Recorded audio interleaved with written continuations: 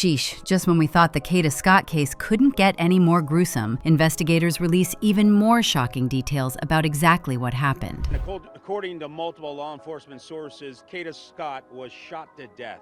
Now Keon King is charged with murder, abuse of corpse, tampering with evidence, and firearms violations, among others. We now have more updates on what happened to Kada Scott, and one thing that has come to light is that King was not working alone. Court documents say there is surveillance footage showing King exiting a black stolen vehicle and walking away, and the following night, King reportedly returned to the rec center with someone else in a gold-colored vehicle. The two people were then seen carrying a heavy object to the location where Kada Scott's remains were discovered on October 18. Also, while police said King and the second person was seen walking away, King reportedly returned and drove off in the stolen vehicle, and the car was found lit on fire, which investigators said made it impossible to collect DNA evidence. And by the way, this Gabby involvement, or lack of involvement, is also getting really fishy, and people are beginning to think that Gabby should be charged with accessory.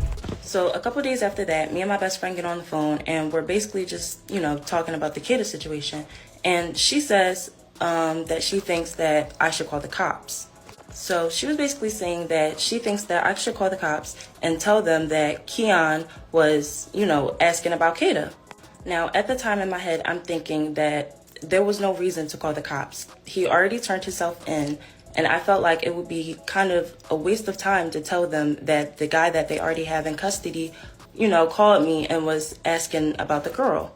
And me personally, I'm not a cop caller. I don't call the cops. That's just the way that I grew up. That's what I was around. They will always tell me, By the way, I found her record, and it may surprise you to learn that she's been arrested for things similar to King. Gabby girl, please come to the front. You've got some explaining to do. Okay, we know that Kada was last seen by her mother on October 4th when she was leaving for work at a nearby nursing home. But on that evening, Kada arrived at work but left prior to her shift's completion. The next day, when she didn't show up, she was reported missing, and the family told police that in the days leading up to her disappearance, she had told them and her friends that someone had been harassed via phone. A coworker also told investigators that she appeared upset while talking on the phone, and the employee heard Kada Scott say, "I can't believe you're calling me about this," before she walked toward a dark-colored car in the parking lot. Based on reports, she was in communication with an individual called Keon King, and that she appeared to meet with him very shortly after she left work on October 4th. After the report, the police actually asked the public's help in locating King's vehicle, a 1999 metallic gold Toyota Camry with a Pennsylvania license plate of MSX0797, which they believe Kada Scott may have been in, and later that day, police confirmed that King's vehicle was found in an apartment lot. They said they received 2 tips. The first led them to an elementary school, where they said they recovered evidence of value, and the second that led them to the vehicle connected to Kada's disappearance. In addition, cell phone data suggested King was traveling with Scott's phone that night before it was turned off, and investigators also reportedly interviewed 2 women who lived with King, and a search of their home allegedly uncovered multiple items, including ammunition, contractor bags, and gloves. Unfortunately, Kada's body was found in a shallow grave behind an abandoned school near the Aubrey Arboretum in Germantown, and the police said this was after another tip they received led them to where the remains were located. Of course,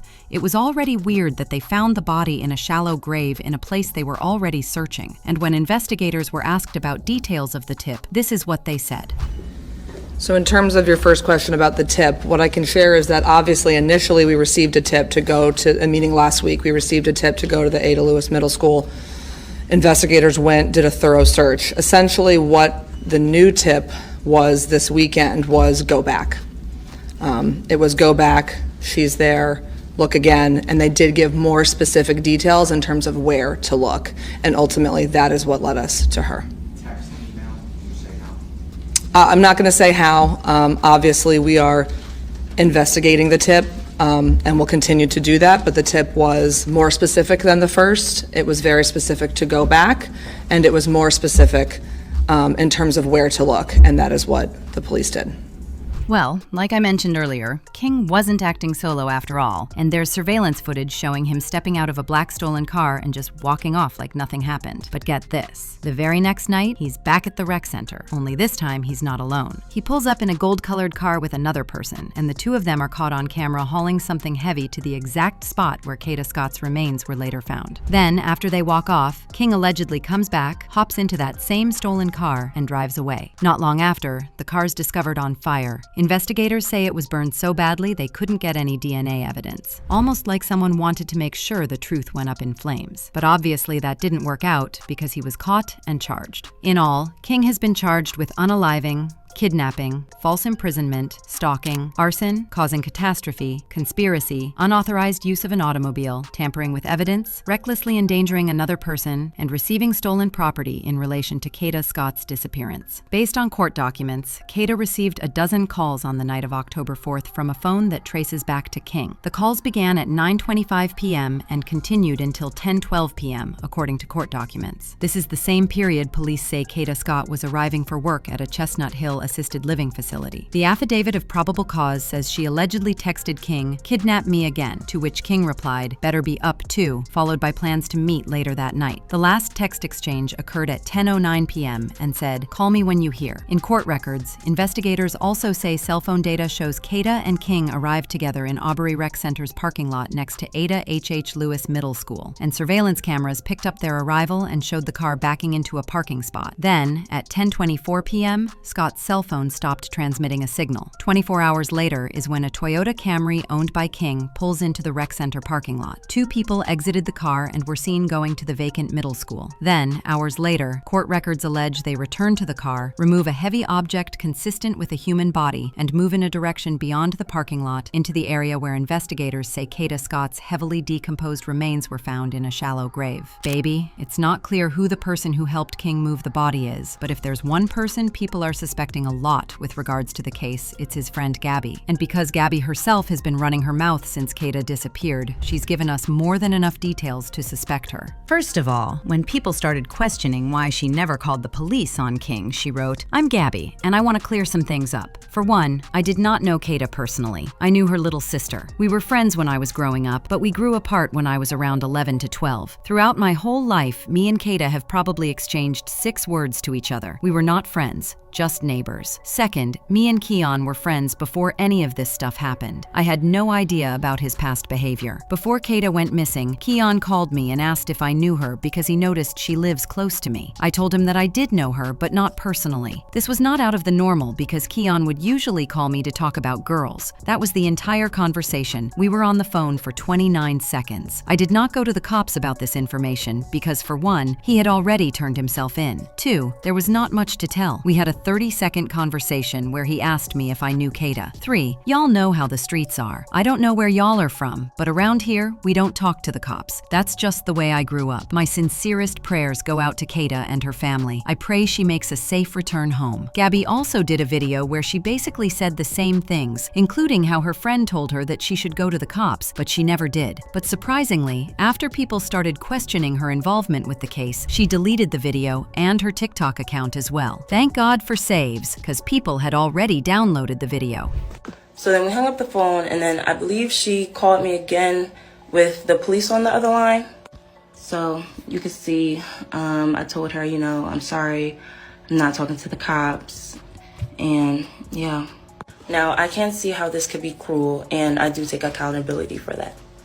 So then a couple of days later after that, I get sent a link on Instagram. And the link was basically my best friend going live, just talking about the situation, saying how I was weird for not going to the cops. And people in the comments were just coming up with their own narratives about the story. And it just got way out of hand, and it just spiraled. So you can see somebody sent me the link of the live, and still to this day, I have not watched the full entire live. Then people just started asking, who is Gabby? What's the connection? And, she told people that I was in Maryland for school, and it was just a whole entire thing. So, of course, I was angry and I was confused because what is going on? So I text her, I tell her that, that was weird. And yeah. Then I started seeing posts of people saying that they think that I set Kada up and that why wouldn't I go to the cops and that I was just suspicious and all of this stuff. And this was... Honey, let's just say that people find it really suspicious that she keeps saying this wasn't enough evidence to go to the police when it clearly shows it was premeditated. To a lot of people, she clearly doesn't want to involve herself after she basically gave King all the information he needed to commit the crime. Guys have also pointed out that she lied in the comments, saying her best friend made it all up, but she'd been telling her to go to the cops since she found out. People are even saying that they suspect that tip came from Gabby. In addition, why tell him that she lives right behind her? That was too much information to be sharing about someone who she claimed you did not know. Since she stated she grew up with her little sister, why not tell her sister he was asking about her? And guess what? I've seen some other reports claiming that Kada's phone pinged to a house Gabby was also at, then later her friend. So basically, people are calling on the police to question both girls, especially Gabby, because it's beginning to look like she was an accessory. And I know she probably thought people would not go digging too deeply, but we did, and her own record is now public, and it's giving her friend Keon King with all those charges. Well, right now, there are a couple of questions that still need answers, like who tipped off the police in the first place? Someone had to know exactly where to look. And who was that mystery person seen helping King that night? Was it a friend, an accomplice, or someone trying to cover their own tracks? We also still don't know the relationship Kada had with Keon. And let's not forget Gabby. How much does she really know? Because the way things are unfolding, it's starting to look like she might be holding on to more pieces of this puzzle than she's letting on. Is she the one who gave the police the tip to back and look again? Honey, the police have refused to comment on most things, so I guess we just have to wait for a full report. But meanwhile, let me know what you think about other people being involved in the comments section below.